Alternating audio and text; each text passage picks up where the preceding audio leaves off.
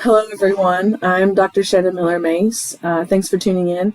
I wanted to talk to you all a little bit today about the Design Center's humanistic online model for engagement, and in particular, the learning awareness standard, trying to cultivate motivation and reflection in your courses. So a little bit of a follow-up to a previous video that I made on active learning. So go to the Design Center's site to check that out. I'm going to talk about the second half of the semester. So the first half of the semester, I tried to get students actively involved in thinking about how they're learning and how much workload they've put into a course and how much workload is required to complete a course. So what you'll do to find those videos is actually back here at the home screen. Under this course development tab, this is where you can get to the home. If you go over here to online teaching resources, you'll see best practices. Go there and it'll take you to this page. So from here, you can actually see this engaging students section, talking about instructor presence and active learning. Under that section, you'll see these groups. And here is where you can find that old video that I talked about under the active learning strategies. And it's workload awareness right here. And there are several other videos that I think you all should definitely go in and check out there. But to get the preview of, the part one of this video, check that one out. So what I'd like to talk to you all about is the second half of that. So we're going to start in week 7. As I said, we already talked about weeks 1 through 6. So in week 7, I'm having students do a midterm evaluation, a workload progress check. I'm asking them to calculate their overall course grade, sort of a typical like midterm assessment kind of thing. But I want to know if that grade matches their academic goal for the semester. At the beginning of the semester, we had set some goals. And if it does, make a list of reasons why you think you're on track. If not, make a list of reasons or a list of things that you think you could do to get back on track. So this is week 7. Once students get through that sort of midterm progress check, then we go back into that normal flow that I described in the other video of deploying one of these questions per week. So you're seeing the full assignment right now. I'll go ahead and scroll through that slowly. And each of these questions is deployed in this assignment each week. So in week 8, students would only get this first question. They would see this question for the first 1 through 7 weeks. We were developing workload awareness, and now what we want to do is to start reflecting.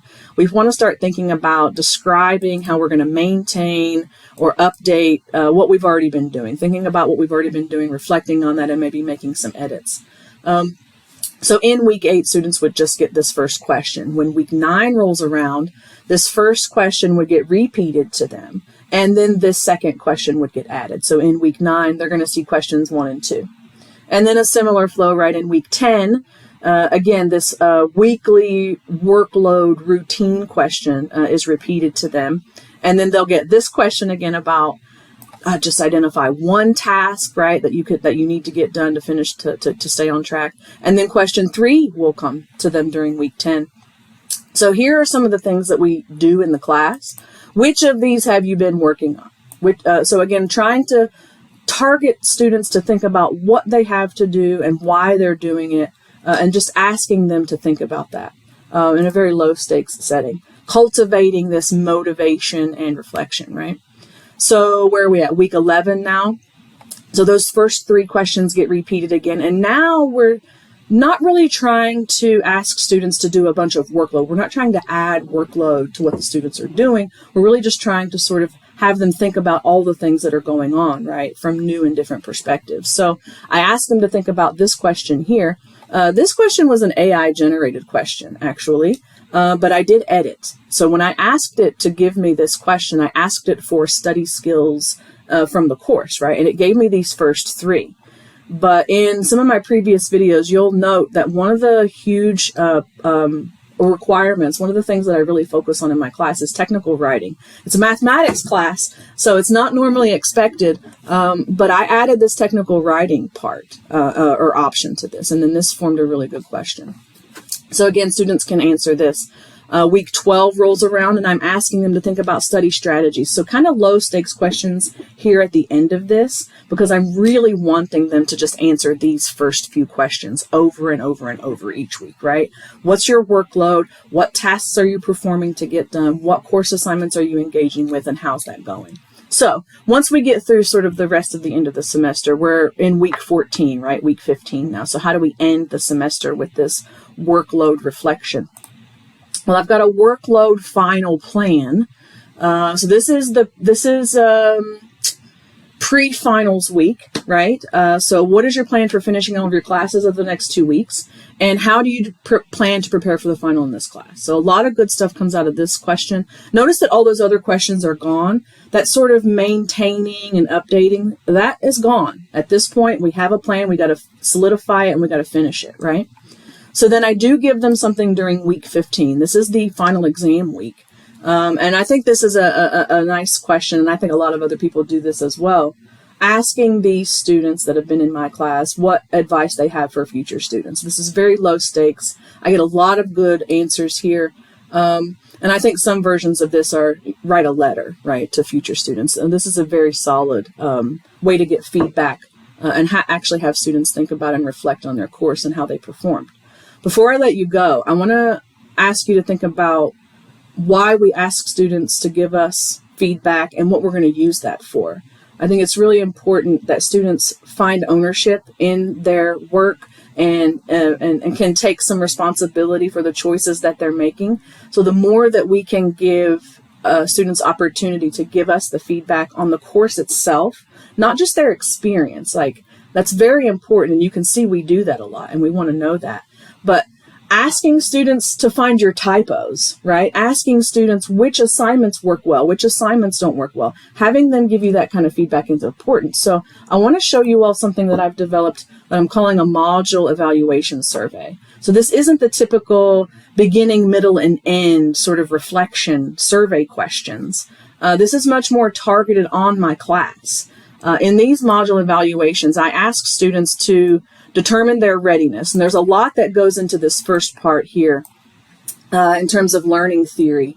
So in education, there's a learning theory that talks about how if you just ask students to evaluate their own ideas on how well they understand something, that will actually match with their performance on an exam. So for example, I give students just on this assignment a list of all of my course learning objectives. So question 1, here's a course learning objective, understands the relationship between points on a unit circle and the values of trigonometric functions for any given angle measure. So that's an objective in one of my classes. And what's true, typically, right, is if a student reads this and they can evaluate their own understanding of that, that would match their performance on an exam. So this isn't a replacement for an exam, but I do use this as a way to help students determine their readiness because they will be honest. They will say, I strongly agree that I can master this topic, or I strongly disagree. And it really gives them a good way to figure out if they're ready for exams. The other thing I do in this assignment is I ask students to submit their preferences. I want to know what they feel they've mastered, what they feel they have worked on, and I want to include that on their assessment. So I ask them for specific questions, I ask them for specific sections from the text, and I ask them to give me anything that they want to be assessed on. Of course, that's not all they get assessed on, but it does give me a really good idea of what I did well in the course and what I need to improve. And then finally, there are some questions in this that I actually ask students to give me specific course feedback. I ask students to rate the textbook sections on how easy they were to read, how quickly you got through the material. I asked them to give me advice on the most helpful course assignments. Were our notes assignments good? Did the discussion boards help? And then I also asked them if there's just one thing that they could add, edit, or subtract from the class. So again, just trying to give the students an outlet for getting all of these feelings that they have about the course itself on paper and over to me. And then if I can make any adjustments to the class in real time, I definitely will. The one last thing I'll leave you with, this turned out to be a much longer video than I anticipated. I like to talk. So I'm going to get off here by saying that the Design Center is actually working on like a beginning of semester, middle of semester, and end of semester student engagement surveys. So if you would like access to any of the content that you've seen here today or any of those surveys, reach out to the Design Center and they will help you get your course set up. And I hope that you have some ideas about what I'm doing. If you do, please reach out to me. I would love to hear feedback from you about anything that I'm doing. And I hope that you really have a great rest of your day, and see you on the next video.